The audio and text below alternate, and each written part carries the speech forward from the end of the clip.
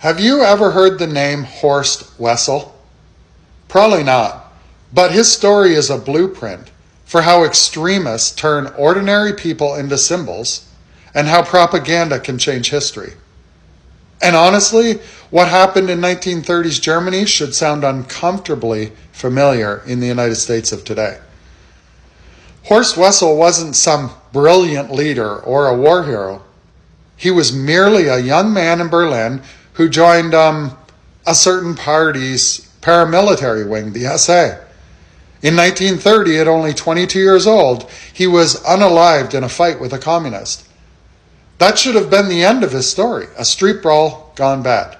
But Joseph Goebbels, the propaganda minister of said party, saw an opportunity and turned Wessel into a martyr. His funeral was staged like a massive spectacle. They turned the funeral into a political rally, fully equipped with flags, a parade, and Hitler right up front. And in fact, the song Wessel wrote became the party's anthem and used to rally millions. Here's the point. Wessel wasn't important because of who he was important because of what he represented. The Schmazis crafted a myth, that of a fallen soldier, murdered, to justify their own violence, to unify their base, and to radicalize new followers. It proved their cause was noble. This was never about truth. It was about emotion, about feelings, about the narrative, a story of victimhood, of us versus them. And it worked. Why? Because movements don't need great leaders. They need powerful stories, martyrs, symbols of victimhood. So, ordinary Germans who might never have joined the Schmazi cause felt swept up in the narrative of honor, sacrifice, and revenge.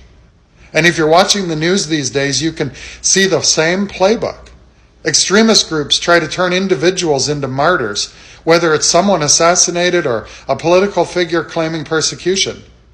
Stories get amplified to stoke anger, loyalty, and fear. And just like in the 1930s, the details of what happened actually matter less than the myth. The myth is powerful. It spreads online. It rallies people to a cause. And it can push democracy closer to collapse. So why should you care about some guy named Horst Wessel? Because history shows us that extremists don't need brilliant leaders to succeed. They just need a story. And the question for us today is, do we fall for it? Or do we recognize when someone's death or someone's victimhood narrative is being twisted to manipulate us?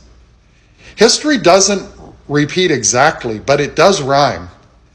And the story of Horst Wessel is echoing right now. An eerie melody. I'm seeing the same strategy. People who clash with police at protests are reframed as heroes. Convictions are spun into proof of prosecution. Leaders call their critics enemies of the people.